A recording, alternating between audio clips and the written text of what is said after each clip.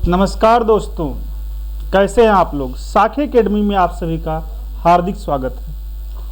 अभी तक हम लोग बात कर रहे थे आदिकाल के बारे में। आज हम बातचीत की शुरुआत करेंगे भक्ति काल के बारे में। भक्ति काल, अगर हिंदी साहित्य के इतिहास को कुल 4 कालों में बांटा गया है, तो जो 4 कालों के नाम है उनमें सबसे पहले आदिकाल, उसके बाद भक्ति काल, उसके बाद रीतिकाल और फिर आधुनिक काल। तो जो भक्ति काल का जो समय बताया गया वो बताया गया लगभग 1350 से 1650 के आसपास का। अन्य अलग अलग विद्वानों ने इसका जो समय था वो अलग अलग बताया, लेकिन भक्ति काल की जो सबसे महत्वपूर्ण बात थी वह थी इस काल में जो साहित्य रचा गया वह भक्ति आश्रित था। अब जब भक्ति की बात आती है तो सबसे पहले तो यह आता है कि भक्ति है क्या। तो भक्ति एक भावना का नाम है। जो भक्ति शब्द है इसकी व्युत्पत्ति भज धातु से हुई है, और भक्ति शब्द का जो सबसे पहले उल्लेख की बात की जाए तो एक उपनिषद है जिसका नाम है श्वेतर उपनिषद। वहां पर भक्ति शब्द का सबसे पहली बार उल्लेख हुआ है। एक मुनि है, नाम है नारद मुनि। आप सब ने उनके बारे में सुन रखा होगा कि पहले प्राचीन समय की बेतार संचार प्रणाली हुआ करते थे जो एक जगह की बात को दूसरी जगह पहुंचाया करते थे। तो नारद मुनि ने नारदीय भक्ति सूत्र एक ग्रंथ रचना की है जिसमें भक्ति के 11 भेद माने हैं। इन्होंने जो भक्ति के 11 भेद बताए हैं उसमें गुण महात्म्य आसक्ति, रूपासक्ति, पूजा शक्ति, स्मरणा शक्ति, दास्य शक्ति, कांता शक्ति, वात्सल्य शक्ति, आत्मनिवेदन शक्ति, तन्मया शक्ति, परम विरह शक्ति और सख्या शक्ति है। तो जो भक्ति शब्द की उत्पत्ति है वह भज धातु से हुई है, और जो भज धातु जो भक्ति का अगर सबसे पहले उल्लेख करने की बात की जाए तो वह श्वेतर उपनिषद में मिलता है। भक्ति सूत्र के जो प्रणेता है नारद मुनि ने, उन्होंने 11 प्रकार की भक्ति की बात की है, यानी भक्ति के 11 भेद नारद मुनि ने माना है। अगर ये कहा जाए कि जो भक्ति आंदोलन है उसकी शुरुआत कब हुई, तो वास्तव में भक्ति आंदोलन को आलवार भक्ति की जो शुरुआत है उससे जोड़कर माना देखा जाता है। हिंदी में भक्ति आंदोलन का जो प्रारंभ है वह दक्षिण भारत के आलवार भक्तों की परंपरा से हुआ है। अब आलवार कौन थे? आलवार वैष्णव भक्त थे जो विष्णु के रूप की उपासना किया करते थे, और इनकी जो कुल संख्या है वह 12 मानी जाती है। ये जो आलवार भक्त थे ये सब दक्षिण भारत के थे, और इन्होंने 4000 पदों का एक संकलन इनका प्रकाशित हुआ है जिसका नाम है नलायिर दिव्य प्रबंधम। यह नाथ मुनि ने, एक विद्वान है नाथ मुनि, जिन्होंने नलायिर या नालियार दिव्य प्रबंधम का संकलन किया है। तो आलवार भक्तों की जब हम बात करते हैं तो ये कहा जाता है कि आलवार भक्तों की संख्या 12 थी। आलवार भक्त भगवान विष्णु के उपासक थे। भगवान विष्णु या उन्हीं का कोई और रूप, यह मूलतः वैष्णव थे, और इनके यहाँ जो भक्ति हुई इसमें मूल भक्ति जो है विष्णु में जो सगुण ब्रह्म है।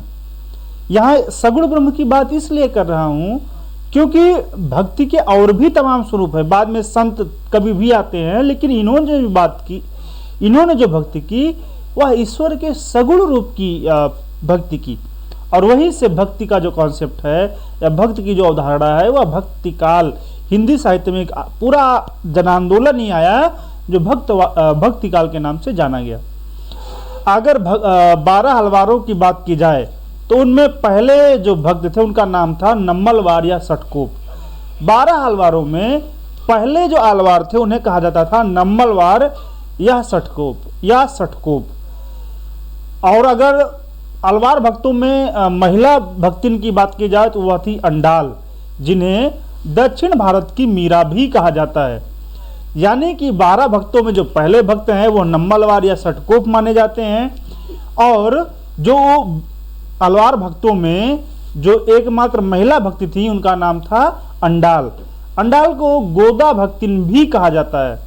तो अगर 12 हलवार भक्तों के नाम आप जानना चाहें तो सबसे पहला नाम है सरायोगी, भूत योगी, महादेव योगी या भ्रांत योगी, भक्तिसार, षटकोप, मधुर कवि, कुलशेखर, विष्णुचरित, गोदा भक्ति जिन्हें आंडाल के नाम से आप जानते हैं, भक्तांधिरेणु, मुनिवाहन और परकाल, ये कुल 12 आलवार भक्त हैं। इन आलवार भक्तों के जो ग्रंथ है वह नालियार दिव्य प्रबंधम नाम से नाथ मुनि ने संकलित किया है। अब अगर आ जाए कि भक्ति के सबसे आदि आचार्य कौन है, तो भक्ति के सबसे आदि आचार्य रामानुज माने जाते हैं। इनका समय वही 11वीं शताब्दी के आसपास है। इनका जन्म कांचीपुरम में हुआ था। रामानुज के गुरु का नाम कांचीपूर्ण था, जो शूद्र जाति के थे। तो जाति की मैं विशेष बात इसलिए उल्लेख नहीं करना चाहता हूँ क्योंकि कबीर ने खुद ही कहा है कि जाति पात पूछे नहीं कोई, हरि का भजे सो हरि का होई। तो यहाँ पर हम बात कर रहे हैं कि जो रामानुज हैं वह भक्ति के सबसे आद्य आचार्य माने जाते हैं। और रामानुज ही वह व्यक्ति थे जो दक्षिण से भक्ति को उत्तर भारत लेके आए। तो इसके बारे में दोहा भी प्रचलित है कि भक्ति द्राविड़ उपजी। रामानुज जो थे उनके द्वारा ही जो भक्ति थी वह धीरे धीरे पुष्पित पल्लवित हुई और उन्हीं के शिष्यों में से एक शिष्य हुए रामानंद, जो भक्ति को दक्षिण भारत से उत्तर भारत लेके आए। तो इनके बारे में, रामानंद के बारे में कहा गया है कि भक्ति द्राविण उपजी, लाए रामानंद और प्रगट किया कबीर ने सप्तद्वीप नवखंड। तो रामानुज की अगर शिष्य परंपरा की बात की जाए तो रामानंद के शिष्य का नाम था राघवानंद, और रामानुज के शिष्य का नाम राघवानंद था, और राघवानंद के शिष्य का नाम था रामानंद। रामानंद ने भक्ति का जो द्वार है वह सभी के लिए खोल दिया। उत्तर भारत में ये पहले ऐसे आचार्य थे जिनके शिष्यों में उच्च वर्ण ही नहीं निम्न वर्ण भी शामिल था, और निम्न वर्ण के एक दो नहीं तमाम संत कवि, तमाम राम भक्त कवि ऐसे आए जिस कारण से उनकी जो काव्य रचनाएं थी वह जब समग्र समाज इस भक्ति धारा में शामिल हुआ तो एक जन आंदोलन बन गया। अगर रामानंद के शिष्यों की बात की जाए तो उसमें प्रमुख शिष्य हैं रैदास, कबीर, धन्ना, सेन, पीपा, भावानंद, सुखानंद, अनंतानंद, सुरसुरानंद, नरहरियानंद, पद्मावती और सुरसुरी। इसी में जो नरहरियानंद हैं इन्हीं की शिष्य परम में आते हैं तुलसीदास। यानी कि उत्तर भारत के जितने बड़े भक्त कवि थे इन सब को एक प्रकार से भक्ति धारा से जोड़ने का श्रेय रामानंद को जाता है। रामानंद ने किसी की जाति नहीं देखी। अलग बात है कि कबीर के गुरु बनने के संदर्भ में जो मत प्रचलित है कि कबीर को रामानंद अपना शिष्य नहीं बनाना चाहते थे, और उनका शिष्य बनने के लिए कबीर ने काशी के किसी घाट पे, जिस घाट पे वो नहाने के जाते थे वहां लेट गए थे और उनका पैर उनके ऊपर पड़ गया, तो वो राम राम कह उठे और राम राम को कबीर ने अपना गुरु मंत्र मान लिया। लेकिन अगर उनके शिष्यों की संख्या देखी जाए तो यह मत मुझे लगता है भ्रांत ही प्रतीत होता है, क्योंकि रैदास जाति इनकी बताई गई है चमार, दूसरे कबीरदास इनकी जाति बताई गई है जुलाहा, धन्ना जाट, सेन नाई, पीपा राजपूत, ऐसे ही लगभग सबकी जाति लोगों ने खोजी है। लेकिन मैं फिर से कहना चाहूँगा कि रामानंद वह आकाश धर्मा गुरु थे जिन्होंने भक्ति का क्षेत्र सभी के लिए खोल दिया। रामानंद के जो प्रमुख शिष्य हैं इनके बारे में भक्तमाल में कुछ लाइनें आती हैं कि अनंतानंद, कबीर, सुखा, सुरसुरा, पद्मावती, नरहरि, पीपा, भवानंद, रैदास, धनासेन, सुरसुर की घर हरी, सुरसुर की घर हरी अर्थात सुरसुरानंद की घरवाली। ये जो है ये रामानंद के शिष्यों की बात है। अब आते हैं इनमें से दो बातें हम कह चुके हैं कि एक विद्वान है, नाम है इनका मोनियर विलियम्स। इन्होंने भी जो पहले कही कि भक्ति शब्द की उत्पत्ति भज धातु से हुई है, इसी बात का जिक्र किया कि नहीं, भक्ति शब्द की जो व्युत्पत्ति है वो भज धातु से इन्होंने मानी। और भक्ति का जो सबसे पहला उल्लेख है वह श्वेता श्वेतर उपनिषद में मिलता है। भक्ति जो आंदोलन का रूप ग्रहण किया तो इसके संदर्भ में बहुत सारे मत हैं। पहला मत आचार्य शुक्ल का है। शुक्ल जी ने माना कि भक्ति का उदय तो दक्षिण भारत में हुआ, लेकिन वह एक क्षीण धारा के रूप में धीरे धीरे विकसित हो रही थी। लेकिन चूंकि भारत में इस्लामी आक्रमण चल रहा था, और इस्लामी आक्रमण ऐसा था जो एक विभिन्न संस्कृति लेकर इस देश में प्रवेश कर रहा था, ऐसे में लोगों की धर्म रक्षा और संस्कृति रक्षा की चिंता प्रबल हुई, और लोगों ने ये जो चिंता प्रबल हुई, लोग अपनी वीरता का गायन नहीं कर पा रहे थे। इसकी वजह से भक्ति बड़ी तेजी से पूरे उत्तर भारत में फैल गई। यह अलग बात है कि बाद में आचार्य हजारी प्रसाद द्विवेदी ने कहा कि ऐसी बात नहीं है। अगर इस्लामी आक्रमण की प्रतिक्रिया भक्ति होती तो भक्ति सबसे पहले उस प्रदेश में फैलती जहां पर इस्लामी आक्रमण सबसे पहले हुआ था, उस प्रदेश में नहीं जिस प्रदेश में इस्लामी आक्रमण शायद अपने जीवन काल के सबसे अंत में पहुंचा। तो ये एक विभिन्न अभिमत हैं, लेकिन इन मतों से पहले अगर हम बात करें तो भक्ति आंदोलन पर जो सबसे पहली बार मत रखा वह जॉर्ज ग्रियर्सन ने रखा। जॉर्ज ग्रियर्सन ने ही भक्ति काल को पहली बार हिंदी साहित्य का स्वर्ण युग कहा था। तो उन्होंने जब इस भक्ति धारा को देखा तो कहा कि यह भक्ति धारा मुझे ऐसा नहीं लगता कि भारतीय साहित्य में कहीं उपलब्ध थी, बल्कि यह ईसाइयत की देन है। जैसे ईसाइयत में वो लोग ईसा मसीह की दया, करुणा आदि भावना से प्रेरित होते हैं, तो यह भारत का जो भक्ति आंदोलन है यह भी उसी ईसाइयत से प्रेरित हुआ। इस कारण यह ईसाइयत की देन है, और यह एक ऐसी प्रक्रिया है जो अचानक से उभरती हुई दिखाई देती है, इसका कोई विशेष जड़ नहीं मिलती। आचार्य रामचंद्र शुक्ल ने जो भक्ति आंदोलन था इसे इस्लामी आक्रमण की प्रतिक्रिया बताया। उनका मानना था कि हमारे देश में इस्लामी आक्रमण हो रहे थे, हमारे एक से एक राजा दिनों दिन पराजित हो रहे थे, और पराजय की उस अवस्था में जो भारतीय जनमानस था वह बड़ा भयाक्रांत था, वह निराश था। उसी के सामने उसके देव मंदिर तोड़े जाते थे, देव मूर्तियां गिराई जाती थीं, और वह इसका प्रतिकार भी नहीं कर रहा था। इस कारण भगवान के शरण में जाने के अलावा और कोई दूसरा विकल्प नहीं था। तो भक्ति बड़ी तेजी से प्रसारित हुई। वस्तुतः शुक्ल जी ने यह जो व्याख्या की यह इनके विधेयवादी जो दृष्टि थी उसके कारण थी। विधेयवादी दृष्टि तत्कालीन जो राजनीतिक स्थिति है उस पर ज्यादा जोर देती थी, और यह बात सही है कि भारत में जो भक्ति आंदोलन दक्षिण से उपजा था उसको इस्लामी आक्रमण ने जोर दिया। यह अलग बात है कि जितना इस्लामी आक्रमण का इसमें योगदान है उतना ही यहाँ की जाति व्यवस्था और यहाँ के जाति व्यवस्था जो थी और उसका भी योगदान है। आप सब जानते हैं कि हमारा देश समाज तमाम जातियों में बटा हुआ था। जो उच्च वर्ण था उसके पास तमाम संसाधन थे, पूजा पाठ शिक्षा दीक्षा सारे अधिकार थे, लेकिन जो निम्न वर्ण था उसको यह सब अधिकार ना के बराबर थे।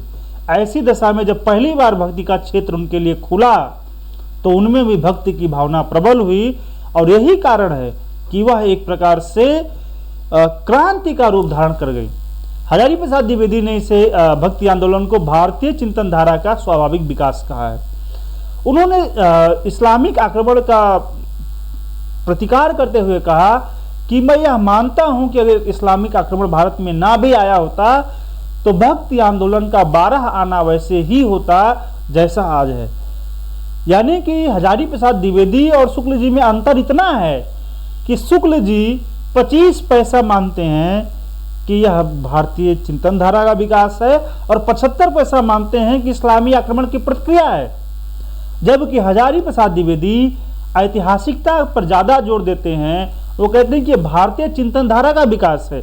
अगर इस्लामी आक्रमण ना भी हुआ होता तो यह भी तब भी यह भक्ति धारा वैसे ही पुष्पित पल्लवित तो होती जैसे यह हुई है।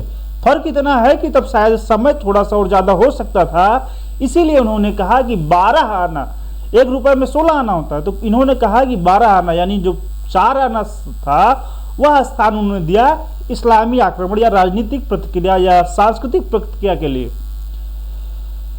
इसी बीच हिंदी के एक विख्यात कवि हैं गजानन माधव मुक्तिबोध जी ने कहा कि जो भक्ति आंदोलन है वह ऐतिहासिक सामाजिक शक्तियों के रूप में जनता के दुख व कष्टों से हुआ।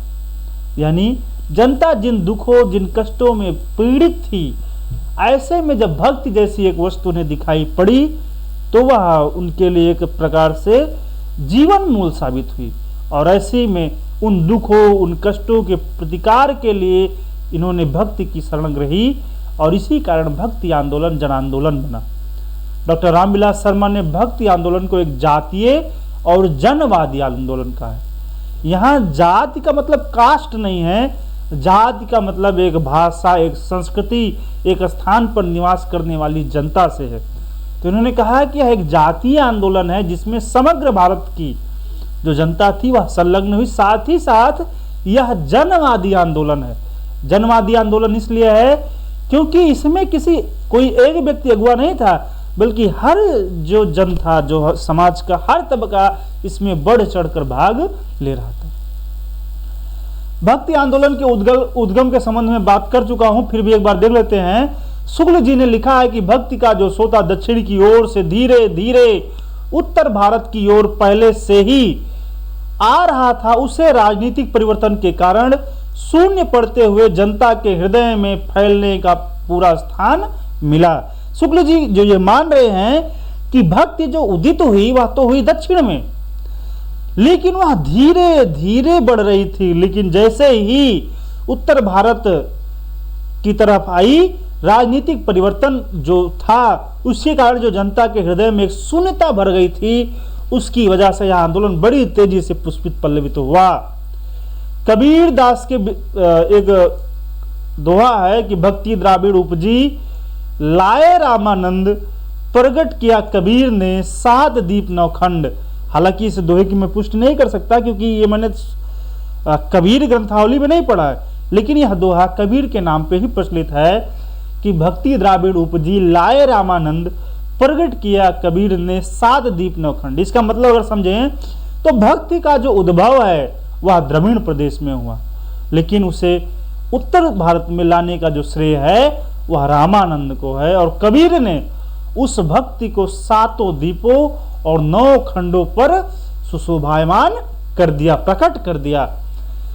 अच्छा, भक्ति के संदर्भ में एक धर्म ग्रंथ है, नाम है श्रीमद् भागवत।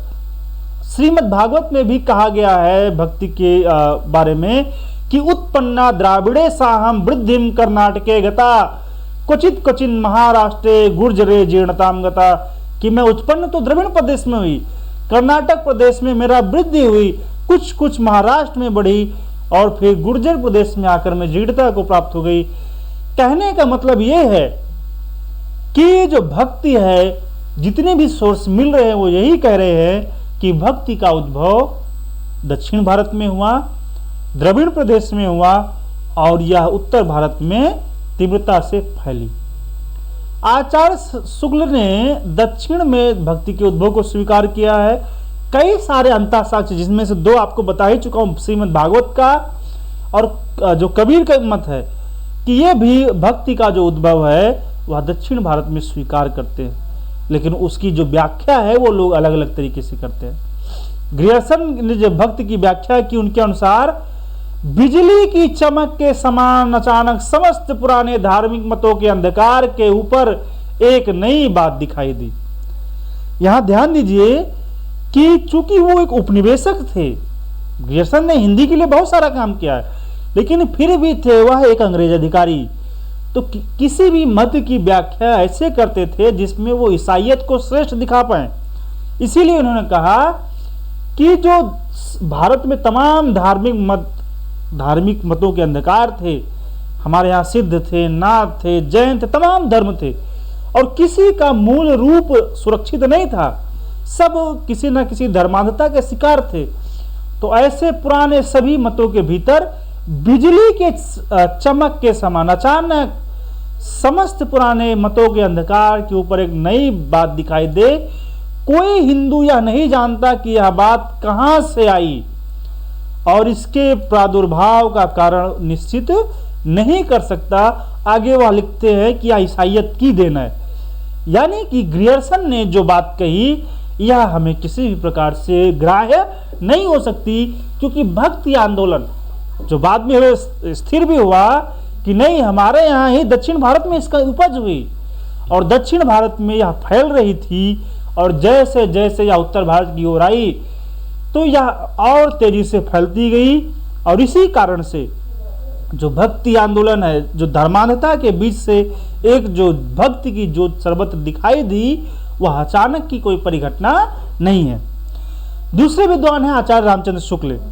उन्होंने जो बात कही कि देश में मुसलमानों का राज्य प्रतिष्ठित हो जाने पर हिंदू जनता के हृदय में गौरव, गर्व और उत्साह के लिए वह अवकाश ना रह गया, उसके सामने ही उसके देव मंदिर गिराए जाते थे, देव मूर्तियां तोड़ी जाती थी और पूज्य पुरुषों का अपमान होता था और वे कुछ भी ना कर सकते थे।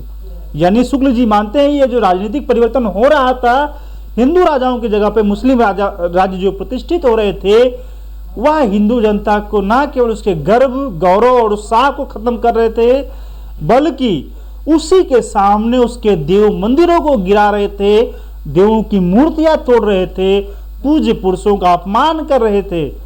और इनकी हालत ये थी कि वो उसका प्रतिरोध भी नहीं कर पा रहे थे।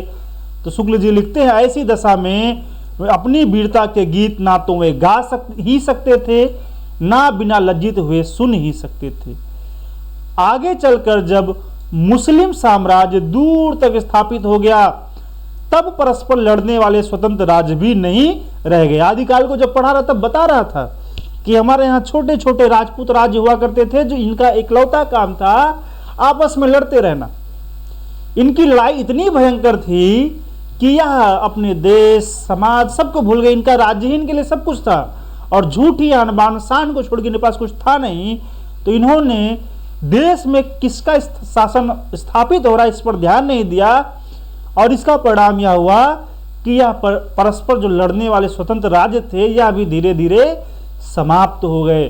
शुक्ल जी लिखते हैं, इतने भारी राजनीतिक उलटफेर के पीछे हिंदू जन समुदाय पर बहुत दिनों तक उदासी सी छाई रही। अपने पौरुष से हताश, ये लाइन बड़ी महत्वपूर्ण है कि अपने पौरुष से हताश जात के लिए भगवान की शक्ति और करुणा की ओर ध्यान ले जाने के अतिरिक्त दूसरा मार्ग ही क्या था।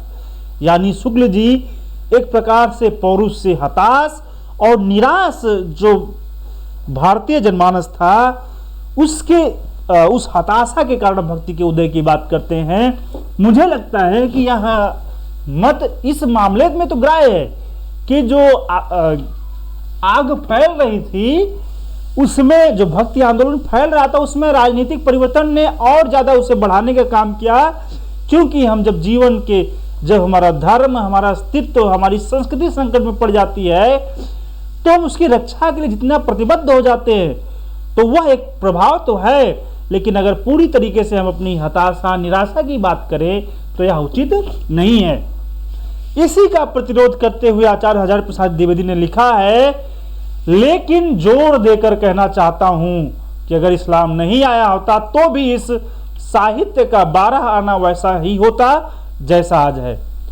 यानी द्विवेदी जी ने भी इस भक्ति आंदोलन की जो व्याख्या थी, उसमें 12 आना ये बात कही कि यह हमारी अपनी चिंतन धारा का विकास है। 4 आना उन्होंने जगह इस्लाम के लिए छोड़ी, और द्विवेदी जी का जो मत है यही ज्यादा मान्य। आप वल्लभाचार्य का नाम सुन चुके होंगे, कृष्ण भक्ति धारा के आद्य आचार्य माने जाते हैं। इन्होंने भी अपने यहाँ सांस्कृतिक जो एक प्रकार से उत्पीड़न है उसकी बात कही है। लिखते हैं कि म्लेच्छा क्रांतेषु देशेषु पापैक नीलेषु चा, म्लेच्छा क्रांतेषु देशेषु पापैक नीलेषु चा, और सत्पीड़ा व्यग्र लोकेषु कृष्ण एव गतिम मम। एक प्रकार से इनका जो यह मत है, यह शुक्ल जी के मत की पुष्टि कर रहा है। ऐसे में एक नई कह सकते हैं कि विचार परंपरा का बाद में उद्भव हुआ, एक नए वैचारिक टकराहट का उद्भव हुआ है। पहले तो शुक्ल जी और द्विवेदी जी में था। शुक्ल जी मानते थे कि राजनीतिक जो पराभव है या जो हताश निराश हिंदू जाति की जो मानसिकता है, वह भक्ति आंदोलन को अत्यधिक प्रज्वलित करने के पीछे रही। तो द्विवेदी ये कहते हैं कि नहीं, यह भारतीय चिंतन धारा का विकास है, इसमें हमारे सांस्कृतिक मूल्य निहित हैं। फिर यही द्वंद्व जब दूसरी परंपरा की खोज लिखते हैं डॉक्टर नामवर सिंह, तो वहां भी वह इस बात का जिक्र करते हैं। तो उसका प्रतिरोध डॉक्टर रामसूत्र चतुर्वेदी अपने यहाँ करते हैं कि यह जब सांस्कृतिक टकराहट की जब बात होती है तो फिर भक्ति जैसी वस्तु का जो उद्भव है वह एकदम संभाव्य वस्तु है, उसको कोई रोक नहीं सकता। यहाँ जो वल्लभाचार्य लिखते हैं कि म्लेच्छा क्रांतेषु देशेषु, जो देश है वह म्लेच्छों से आक्रांत हो गया। म्लेच्छ का मतलब वह प्रजाति जो कि हमारे धर्म हमारे संस्कृति को नहीं मान रही है, बल्कि इसको नष्ट करने की ओर अग्रसर है। तो लिखते हैं म्लेच्छा क्रांतेषु देशेषु पापैक निलयेषु च, और सर्वत्र पाप ही पाप का घर बन चुका है। सत पीड़ा व्यग्र लोकेश, जो संसार है वह पीड़ा से व्यग्र है। कृष्ण एव गति मम, ऐसी अवस्था में कृष्ण को छोड़कर और हमारी कोई गति या हमारे लिए कोई दूसरी राह नहीं है। यह जो जिक्र है उन्होंने कृष्ण नामाश्रय स्रोत में की है, और यह स्रोत जो है यह बहुत प्रामाणिक रचना नहीं मानी गई। आगे बात करें तो जॉर्ज ग्रियर्सन ने भक्ति काल को हिंदी साहित्य का स्वर्ण युग कहा था। इससे आप सब लोग जानते हैं। डॉक्टर रामविलास शर्मा ने भक्ति काल को लोक जागरण काल नाम से पुकारा था। आचार्य हजारी प्रसाद द्विवेदी ने भी भक्ति आंदोलन को लोक जागरण की संज्ञा दी थी। अब भक्ति आंदोलन के जो संदर्भ में मत थे, यह दोनों आपको बता चुका हूं। अब हम आ जाते हैं कि मध्यकाल में जो प्रमुख वैष्णव संप्रदाय और उसके प्रवर्तक रहे वह कौन कौन से रहे। आप सब जानते हैं कि तमाम ऐसे आचार्य हुए जिन्होंने किसी न किसी मत का प्रवर्तन किया। तो कौन कौन से हुए? सबसे प्रमुख है शंकराचार्य, जिन्होंने भाष्य लिखा। दूसरे रामानुजाचार्य, तीसरे माधवाचार्य, चौथे निम्बारकाचार्य, पांचवें विष्णु स्वामी, छठवें चैतन्य महाप्रभु। ये जो 6 महापुरुष की हम बात यहाँ कर रहे हैं, इन सब ने कुछ ग्रंथों के भाष्य लिखे और उन भाष्यों के आधार पे ही अपने मत की स्थापना की। शंकराचार्य ने जिस संप्रदाय की स्थापना की उसका नाम था स्मार्त संप्रदाय, और इनका सिद्धांत था अद्वैतवाद का। अद्वैतवाद कहता है कि मनुष्य और ब्रह्म में कुछ फर्क नहीं है, ब्रह्म सत्यम जगत मिथ्या, या संसार समस्त जो है वह क्या है? मिथ्या है, सिर्फ माया के वशीभूत है। अगर कुछ सत्य है तो वह ब्रह्म है, और अहम ब्रह्मास्मि, मैं ही ब्रह्म हूं, यही जो बोध है यही अद्वैतवाद का मूल है। रामानुजाचार्य की बात करते हैं, इन्होंने श्री संप्रदाय की स्थापना की। इनका सिद्धांत है विशिष्टाद्वैतवाद का। विशिष्टाद्वैतवाद कहते हैं कि आत्मा और ईश्वर में अद्वैत भी है, लेकिन इनका एक विशिष्ट संबंध है। आत्मा जो है, जो ईश्वर है वह विशिष्ट है, और जो आत्मा है वह सामान्य है। तो इन दोनों में अद्वैत होते हुए भी एक विशिष्टता का भेद बना हुआ है, जिससे ब्रह्म और जो जीव है उन दोनों को एक द्वैत की स्थिति का आभास होता है। लेकिन जैसे ही वह माया, वह द्वैतता हट जाती है, वह अपने उस विशिष्ट स्वरूप को जान लेता है। माधवाचार्य, इन्होंने ब्रह्म संप्रदाय की स्थापना की। इन्होंने द्वैतवाद का कॉन्सेप्ट दिया, द्वैतवाद का दार्शनिक सिद्धांत दिया। द्वैतवाद कहता है कि ब्रह्म और ईश्वर, जो जीव, दो अलग अलग चीजें हैं, दोनों हैं, और ब्रह्म ही जब उसे लीला करनी होती है तब वह जीव का रूप धारण करके तमाम लीला इस संसार में करता है। अगले जो आचार्य हैं वो है निम्बारकाचार्य, जिन्होंने निम्बार्क संप्रदाय की स्थापना की। इन्होंने द्वैतवाद मत की स्थापना की। ये कहते हैं कि ब्रह्म और जीव का द्वैत भी है, अद्वैत भी है। अगले हैं विष्णु स्वामी, इन्होंने रुद्र संप्रदाय की स्थापना की। विष्णु स्वामी के ही शिष्य या विष्णु स्वामी की परंपरा में वल्लभाचार्य आते हैं।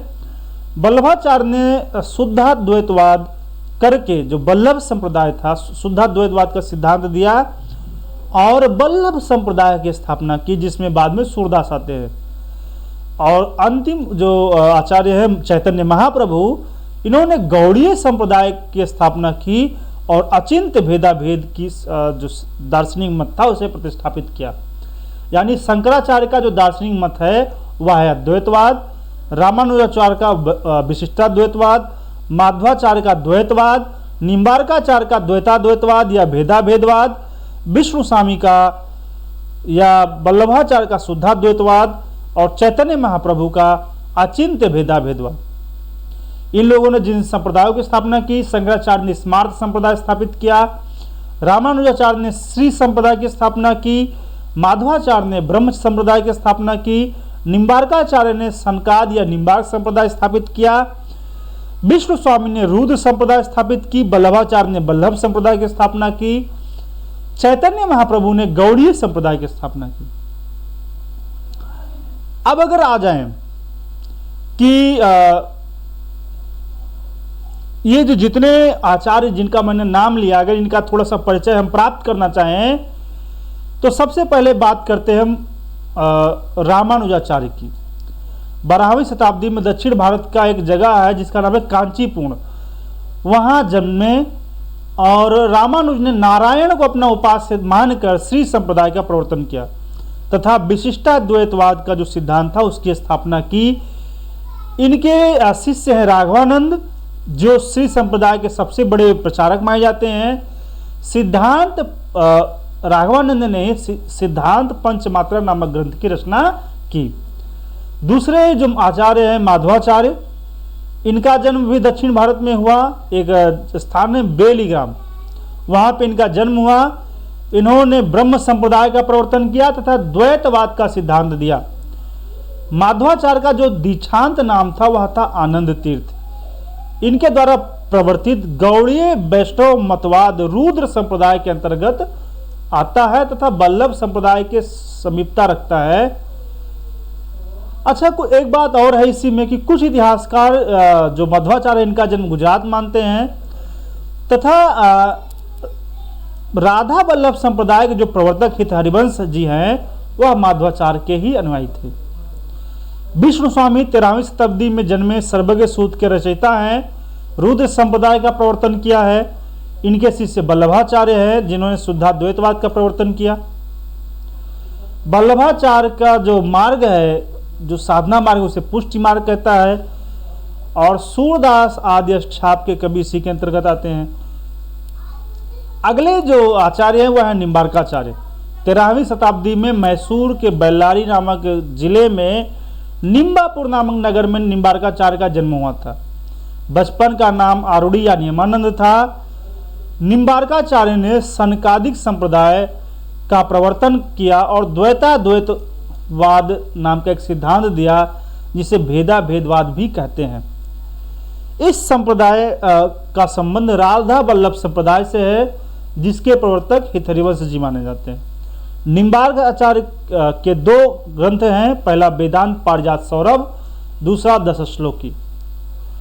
अब भक्ति काल के अगर संतों की बात की जाए तो जो सबसे हिंदी जगत में सबसे श्रेष्ठ संत हुए, जिन्हें भक्ति के तमाम, जिनसे निर्गुण भक्ति भी जिनके शिष्यों में प्रचलित हुई, सगुण भक्ति की धारा भी जिन्होंने प्रवाहित किया, वह थे रामानंद।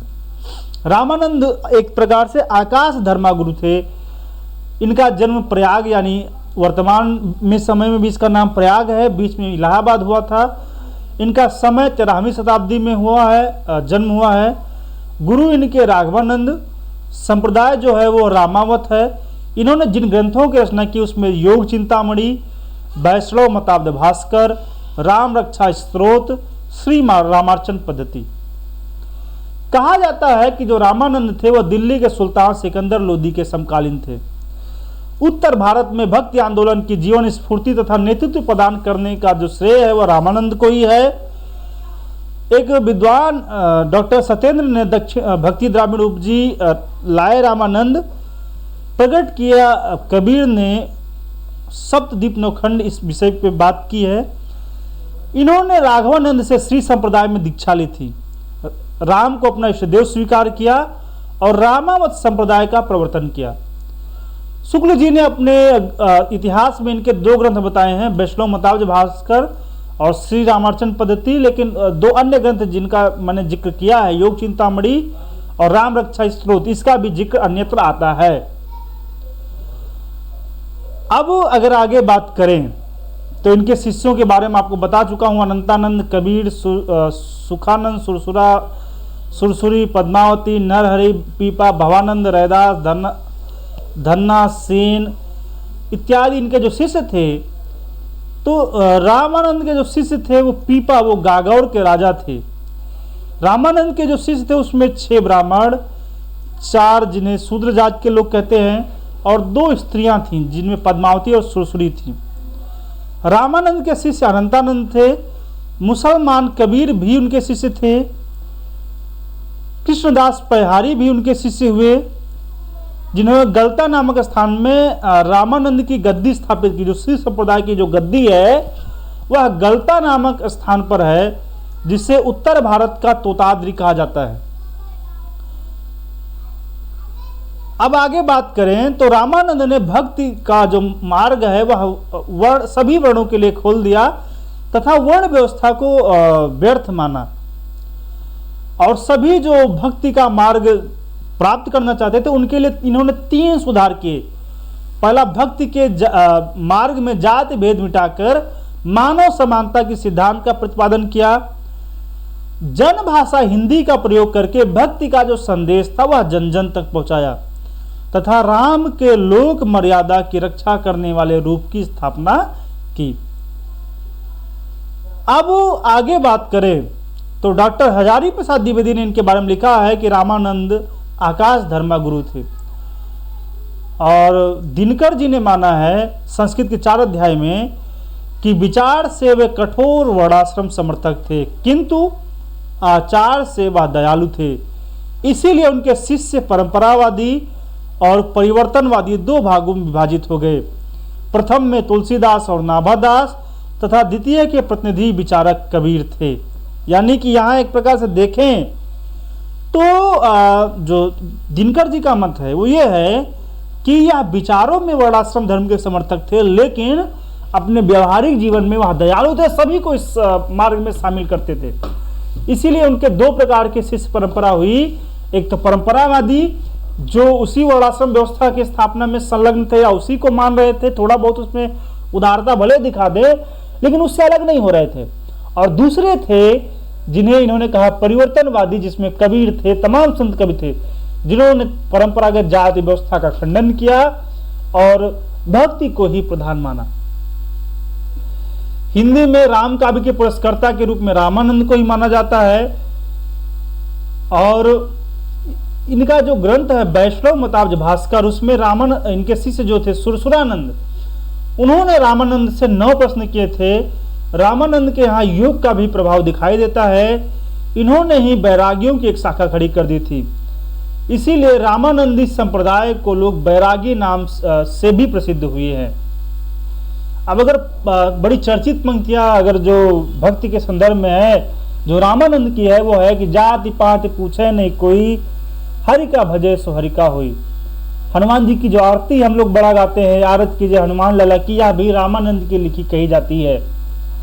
एक अन्यत्र इन्होंने इनकी एक बड़ी चर्चित पंक्ति है कि बिकट कटक रे भाई काया चढ़ा न जाई, कहो जाइयो हो घरी लागो रंग, मेरो चंचल मन भयो अपंग, शब्द तो हृदय बसे शब्द नयनों में बसे। अब अगर हम बात करें कि जो भक्तिकालीन साहित्य है वह उसे अगर हम कुछ भागों में बांटना चाहें तो उसे भक्ति के आधार पर 2 भागों में बांट सकते हैं, ब्रह्म के आधार पर। एक तो निर्गुण ब्रह्म और दूसरा सगुण ब्रह्म। निर्गुण ब्रह्म की जो भक्ति हुई तो उसे निर्गुण भक्ति धारा कहा गया, और जो सगुण ब्रह्म की भक्ति हुई उसे सगुण भक्ति धारा कहा गया। निर्गुण भक्ति धारा जो थी उसके 2 भाग हो गए। शुक्ल जी ने इन्हें 2 भागों में जो बांटा हुआ है, ज्ञानाश्रयी शाखा और प्रेमाश्रयी शाखा। ज्ञानाश्रयी शाखा को संत काव्य भी कहा जाता है और प्रेमाश्रयी शाखा को प्रेम काव्य या सूफी काव्य भी कहा जाता है। सगुण भक्ति को भी 2 भागों में बांटा गया, पहली राम भक्ति शाखा और दूसरी कृष्ण भक्ति शाखा। राम भक्ति शाखा के प्रतिनिधि कवि तुलसीदास हैं और कृष्ण भक्ति काव्य जो काव्य है उसके प्रतिनिधि कवि सूरदास हैं। यही निर्गुण भक्ति परंपरा की अगर बात की जाए तो प्रतिनिधि कवि है कबीर, जिसमें संत काव्य में, और जो प्रेमाश्रयी शाखा है उसके प्रतिनिधि कवि हैं मलिक मोहम्मद जायसी। तो इन सब पे चर्चा आगे जब हम एक एक भक्ति धारा पढ़ाएंगे, सबसे पहले निर्गुण ज्ञानाश्रय या संत काव्य परंपरा, उसके बाद प्रेमाश्रय या प्रेम काव्य परंपरा, तब इन पर हम विस्तृत रूप से चर्चा करेंगे। अभी हम ये जान लेते हैं कि भक्तिकालीन जो साहित्य लिखा गया उसमें किन किन चीजों की प्रधानता रही। पहली चीज जो इसकी विशेषता थी वह थी गुरु की महिमा। भक्ति साहित्य चाहे निर्गुण भक्त कवियों ने लिखा हो या सगुण, सब ने गुरु की महिमा का बखान किया है। कबीर ने बार बार सतगुरु की बात की और कहा सतगुरु समान को सखा शोधी सही नदाति। तो इधर तुलसीदास ने लिखा है कि बंदो गुरुपद पदुम परागा सुरुच सुबाव सुरुच अनुरागा, यानी इनके यहाँ गुरु का बड़ा महत्व है। महत्व यह है कि गुरु ही वह व्यक्ति है जो हमें उस ब्रह्म के मार्ग को दिखा सकता है, अज्ञान और अंधकार के मार्ग से हटा सकता है। दूसरी है भक्ति भावना का प्राधान्य।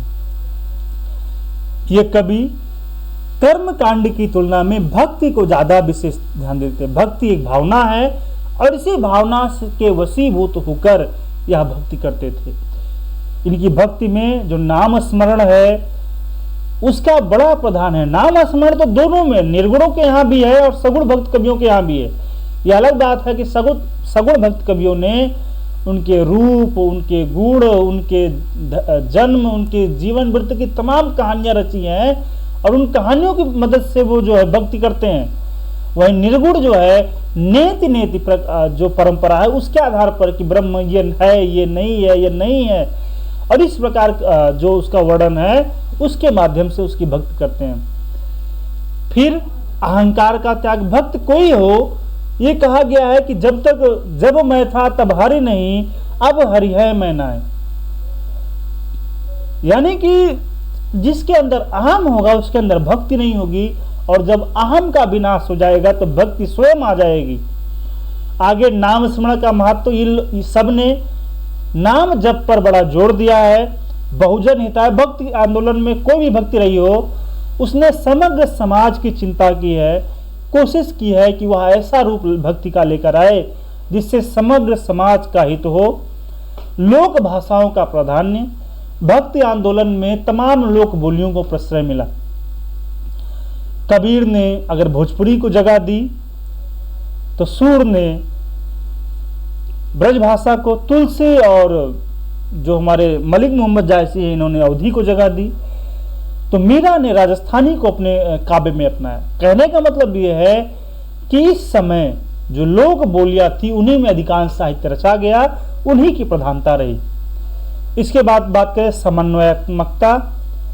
इन कवियों ने समन्वय भी स्थापित करने की कोशिश की है। काव्य रूपों की बात की जाए तो प्रबंधात्मक काव्य रूप भी हैं और मुक्तक काव्य रूप भी हैं। भाषा तो आप सबसे बता चुके हैं, बड़ी सुंदर भाषा, बड़ी ऐसी भाषा जो मिठास वाली भाषा है, ऐसी भाषा जो जीवन आज भी जब इनकी कविताएं पढ़ते हैं तो ऐसे लगता है जैसे वह भक्ति की धारा हमारे सम्मुख ही मूर्तिमान हो गई। तो धन्यवाद। आज की इस जो भक्ति आंदोलन का हमारा जो वीडियो था इसमें इतना ही। अगले वीडियो में जब आपसे मिलेंगे तब बातचीत करेंगे निर्गुण भक्ति शाखा और संत काव्य के बारे में। तब तक के लिए धन्यवाद।